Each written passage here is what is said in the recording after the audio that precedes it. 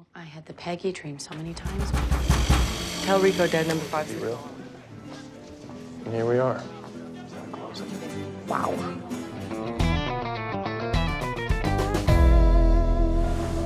Film kali ini menceritakan soal perempuan hebat bernama Joy. Sebelum terkenal, Joy hanyalah seorang pekerja biasa yang harus menghidupi keluarganya. Tak disangka, Joy yang pantang menyerah berhasil memperbaiki kehidupannya dari yang tadinya hidup pas-pasan menjadi seorang wanita yang sukses dan bisnisnya bisa menghasilkan miliaran. Minimal sekali seumur hidup lah kalian wajib nonton film ini guys. Yaudah, biar nggak kelamaan, yuk langsung saja pasang headsetnya, jauhi tempat ramai dan ini dia ceritanya. Di awal film, kita akan melihat sekilas kehidupan bahagia dari Joy Mangano, yaitu seorang anak dari pasangan Rudy dan Terry. Joy punya sahabat dekat bernama Jackie, kakak tiri bernama Peggy, dan Mimi, seorang nenek yang selalu memanjakannya dan selalu mendukungnya. Joy dikenal sebagai anak yang pintar dan juga kreatif, sehingga seringkali ia membuat sesuatu hal yang baru, dan hasil kreativitasnya selalu ia tunjukkan kepada keluarganya termasuk kepada kakak tirinya. Kehidupan nyatanya tidak selalu berjalan mulus. Suatu waktu, ada orang baru muncul dalam hubungan kedua orang tuanya yang mengakibatkan kandasnya hubungan mereka berdua. Sejak saat itu, kehidupan Joy berubah drastis. Ibunya mengalami sedikit depresi dan setiap harinya ia hanya terdiam di kamar sambil menonton opera sabun. Kehidupan Joy bertambah rumit ketika ia dewasa dan hubungannya juga harus bernasib sama seperti kedua orang tuanya. Joy terpaksa meminta cerai karena Tony suaminya kebanyakan berdiam diri di rumah dan tak mau mencari pekerjaan lain. Pekerjaannya saat ini hanya sebagai penyanyi di kafe yang penghasilannya tentu tidak mencukupi kebutuhan sehari-hari. Akan tetapi guys, walau sudah bercerai, namun Tony masih menumpang dan Joy pun memperbolehkannya tinggal di basement bawah.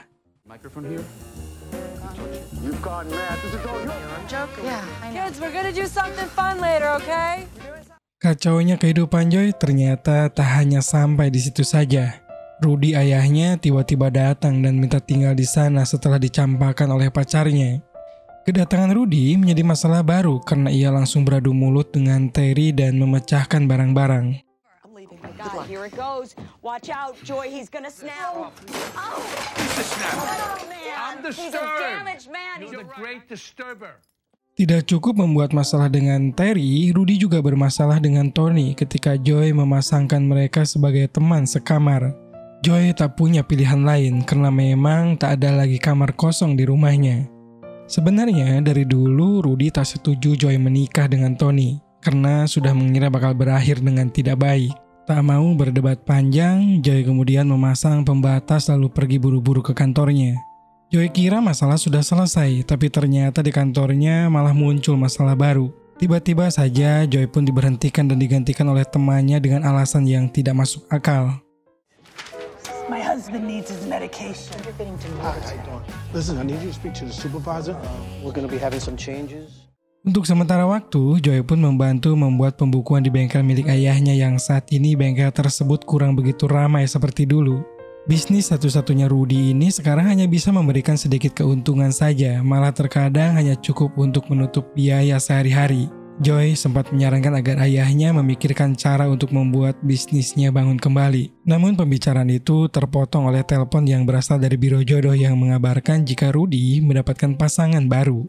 Perempuan tersebut bernama Trudy, yaitu seorang janda yang mewarisi kekayaan mantan suaminya. Setelah berkenalan secara singkat dan keduanya tertarik, Rudy pun tak menyia-nyiakan kesempatan untuk langsung mengajaknya bertemu. Nice voice you have.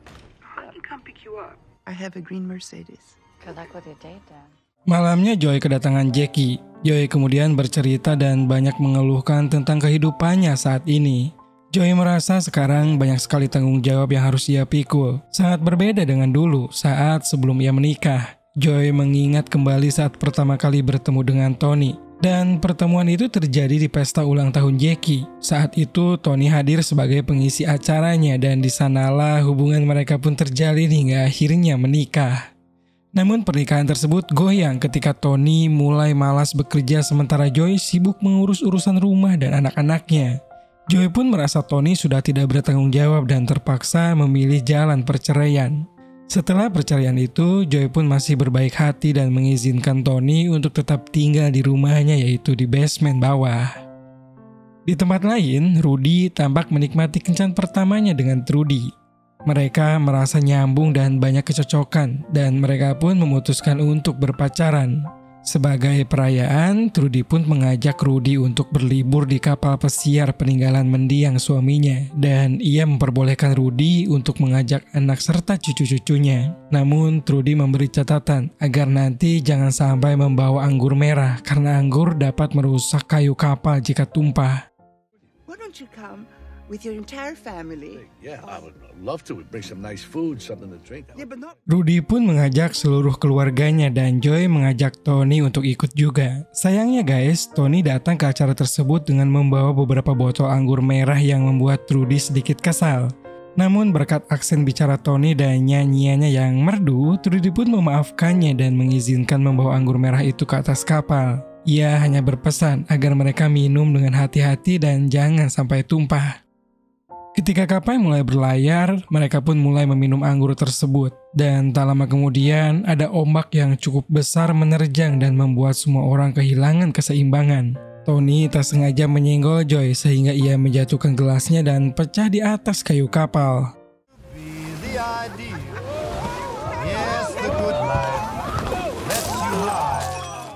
Tentu saja Joy harus bertanggung jawab dan membereskannya. Joy mulai membersihkan tumpahan dengan pel dan ia harus memerasnya agar dapat digunakan kembali. Tanpa disadari, pecahan-pecahan kaca tersebut melukai tangan Joy dan baru diobati setelah sampai di rumah.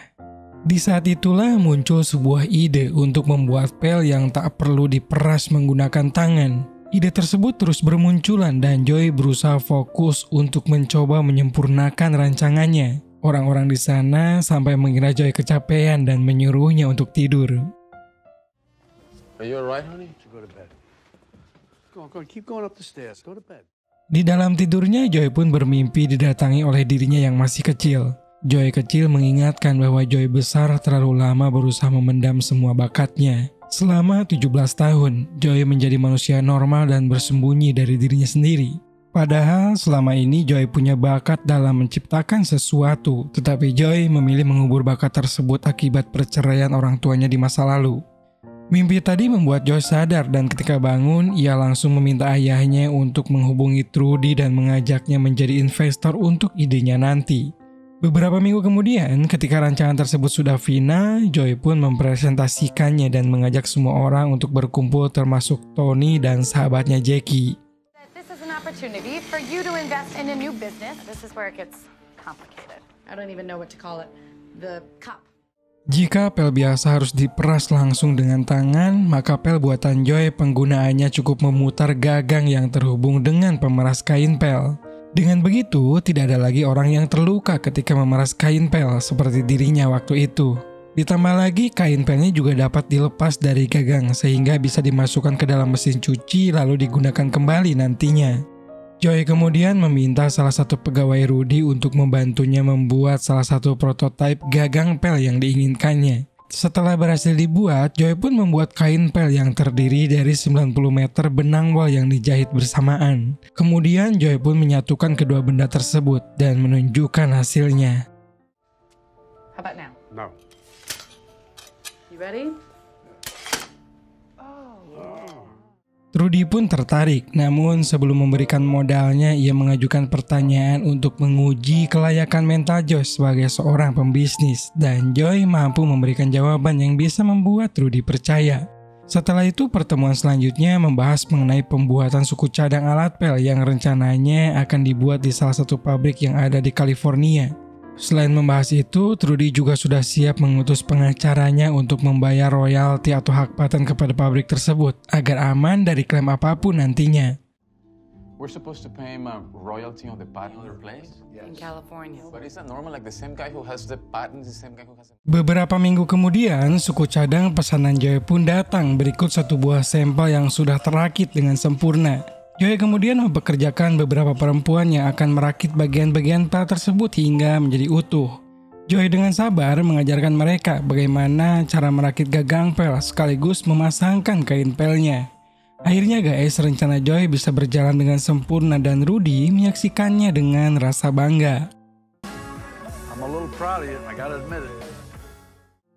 Setelah beberapa alat pel sudah terakit, Joy pun segera mencoba memasarkannya ke toko yang menjual alat-alat rumah tangga. Namun banyak dari toko-toko tersebut menolak dikarenakan Joy bukan dari perusahaan besar.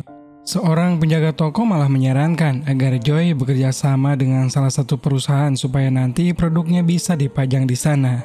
Saran tersebut sempat Joy coba, akan tetapi pihak perusahaan menolak bekerja sama dikarenakan alat pel milik Joy harganya lumayan mahal walaupun alatnya lebih awet daripada yang ada di pasaran. Dari segi bisnis hal itu kurang bagus, lebih baik harga murah supaya orang bisa membelinya berkali-kali. Joy belum menyerah dan ia mencoba menjualnya dengan cara langsung menawarkan kepada orang-orang di depan tempat perbelanjaan. Dengan sabar dan semangat, Joy pun ditemani Jackie mengajak setiap orang yang lewat untuk melihat dan membeli alat pel tersebut.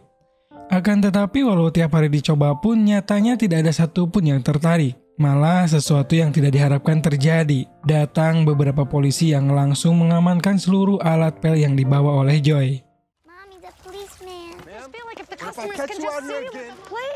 Joy merasa sangat kecewa karena bukannya habis terjual, ini malah habis disita oleh polisi. Belum lagi telepon rumahnya diputus karena Joy terlalu lama menunggak.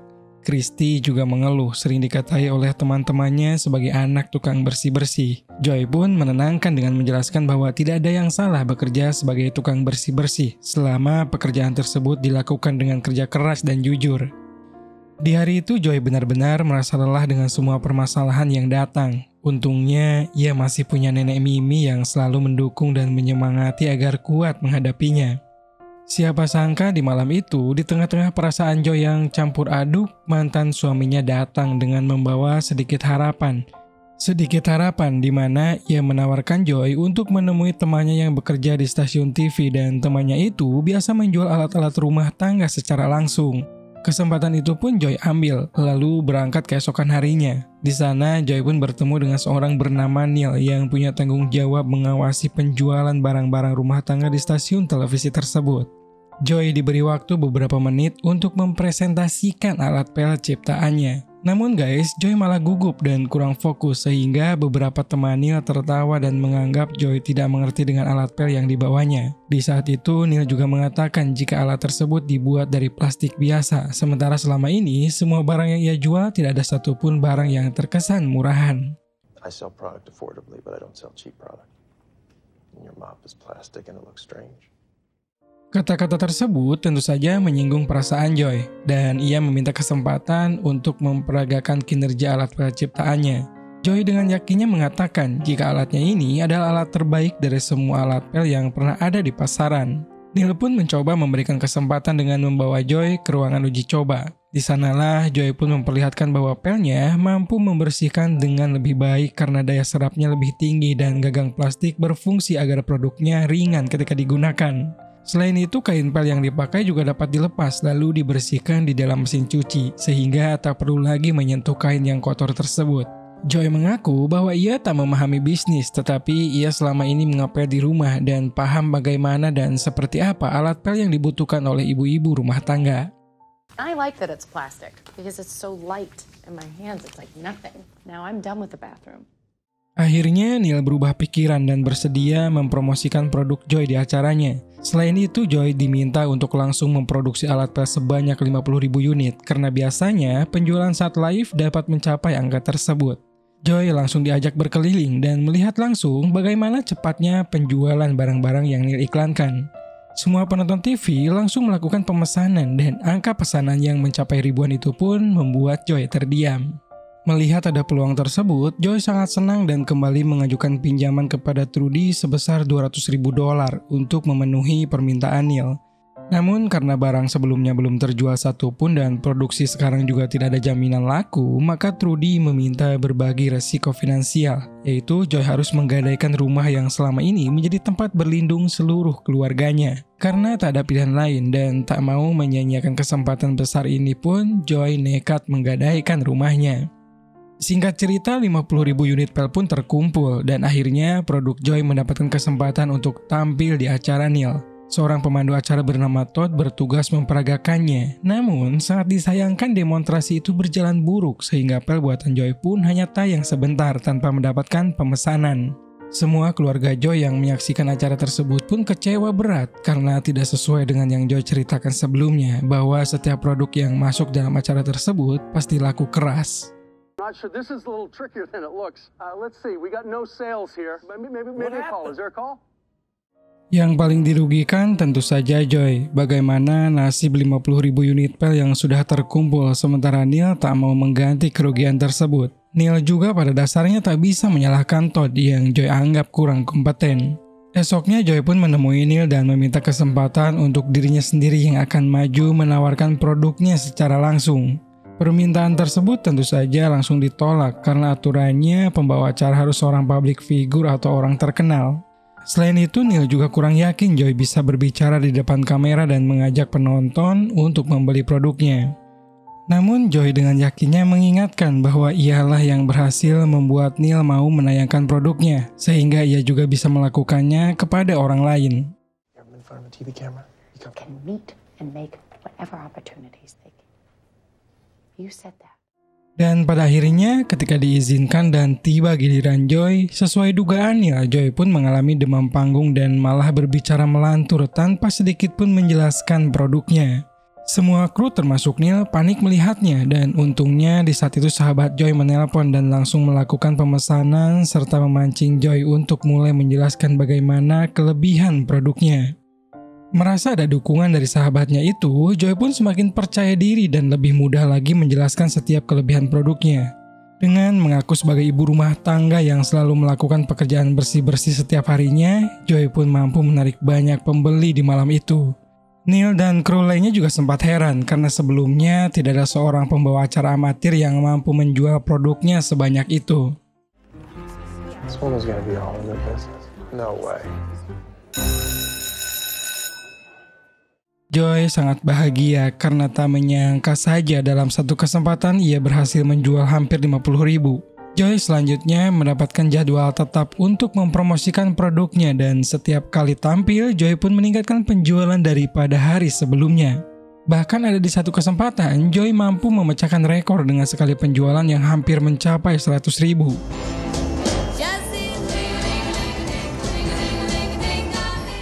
Namun di tengah kejayaannya, Joy harus kehilangan Mimi yang meninggal di usia senja. Joy tak sempat menemani Mimi di saat-saat terakhirnya sehingga Joy pun merasa sangat sedih dan bersalah. Ia berusaha mengikuti proses pemakaman Mimi dengan tegar sebagai bentuk penghormatan terakhirnya kepada perempuan yang selama ini selalu mendukungnya. Di tengah suasana sedih tersebut, sebuah kabar tak enak didengar dari pabrik California yang meminta kenaikan harga produksi per unit. Joy tentu saja tak terima dengan kenaikan tersebut dan berencana pergi ke California. Tetapi ternyata Rudy telah mengirim saudari tiri Joy yaitu Peggy sebagai gantinya. Rudy mengirimnya tanpa berkonsultasi terlebih dahulu. Bahkan Peggy membayar sebesar $20,000 kepada pabrik tanpa seizin Joy. Mengetahui hal tersebut, Joy pun sangat marah karena seharusnya ialah penentu keputusan karena bisnis ini adalah miliknya. Pada akhirnya Joy pun melarang semua orang untuk mengambil keputusan tanpa seizinnya lagi, tak peduli apakah ia adalah ayahnya atau kakak tirinya. Never speak on my behalf. Setelah proses pemakaman Mimi selesai, Joy pergi ke California untuk bertemu pimpinan pabrik bernama Tony. Dan Joy pun menyampaikan keberatannya soal kenaikan harga produksi dan merasa Tony terlalu banyak mengambil keuntungan setelah produk Joy laku di pasaran. Namun di sini Tony beralasan bahwa ia harus mengganti cetakan setiap 2 minggu sekali dan penggantian tersebut memerlukan biaya yang sangat besar. We are already losing a lot of money. I can't pay more. I won't. Costs are higher. Joy merasa alasan tersebut tak masuk akal sehingga ia meminta melihat langsung bagaimana proses produksinya. Namun Tony menolak dengan berbagai alasan sehingga Joy pun masuk ke ruang produksi secara diam-diam. Di sana Joy menemukan bahwa cetakan produknya tak perlu diganti seperti ucapan Tony. Dan lebih mengejutkannya lagi, Joy menemukan kertas rancangan yang menyebutkan bahwa suku cadang alat pel berada di bawah hak paten pabrik. Tak lama kemudian Joy pun ketahuan menyusup, sehingga Tony memanggil polisi untuk menangkap Joy. What are you doing in here? trespassing. I was in his office. No, come on. Joy pun di sini berusaha membela diri dan mempermasalahkan paten yang seharusnya menjadi miliknya. Akan tetapi polisi setempat sudah bersahabat dengan Tony sehingga mereka tak peduli dan langsung membawa Joy ke kantor untuk diamankan. This is stealing. Joy baru bisa bebas setelah Rudy meminta bantuan pengacara. Di sana Joy pun langsung protes kepada Trudy kenapa bisa pabrik tersebut mengaku punya hak paten. Padahal jelas-jelas dulu Trudy sudah mengirim pengacaranya untuk mengurus hal tersebut, bahkan sudah membayar royalti agar aman dari klaim.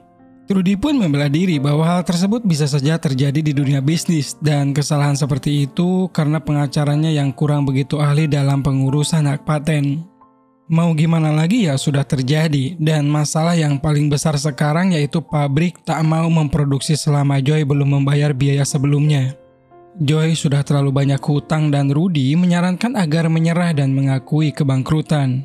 Joy tentu saja kecewa dan lelah, ditambah lagi tak ada satupun orang yang mendukungnya. Belum lagi rumahnya akan disita dan Joy harus memikirkan bagaimana nasib anaknya nanti. Semua tekanan yang terus berdatangan nyatanya membuat Joy menjadi pribadi yang lebih nekat dan berani lagi.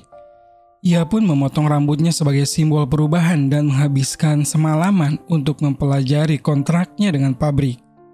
Setelah itu ia pun pergi ke Dallas untuk menemui seorang bernama Derek yang tercatat menjadi pemilik pabrik sekaligus pengurus paten di kontrak miliknya.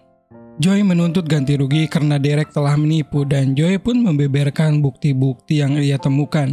Joy menemukan beberapa kesalahan yang salah satunya Derek seharusnya menjaga hak paten yang telah Joy bayar sebelumnya. Setelah beberapa bukti dibeberkan, Derek pun takut dan menawarkan ganti rugi sebesar royalti yang sudah dibayarkan oleh Joy ditambah $20,000. Namun Joy masih tak puas dan membiarkan Derek menambah nominal ganti rugi hingga mencapai 200% dari kerugian beserta bunganya.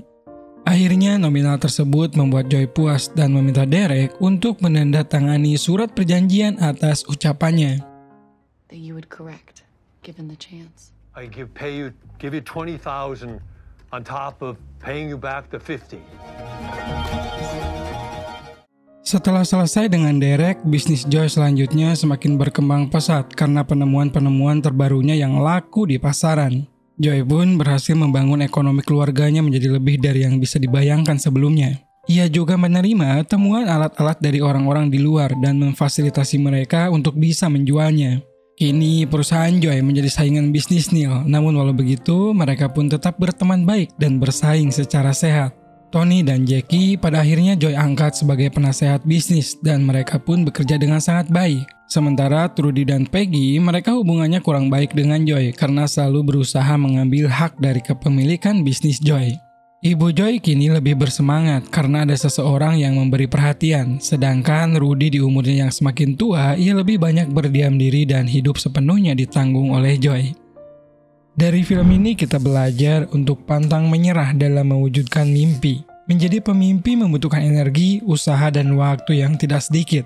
Menjadi pemimpi memiliki banyak resiko karena tak semua orang memahami mimpi kita. Bahkan kita akan menghadapi kegagalan berkali-kali seolah usaha kita tidak akan pernah sukses. Namun jika pantang menyerah dan mau berbenah, maka mimpi tersebut suatu saat pasti tercapai.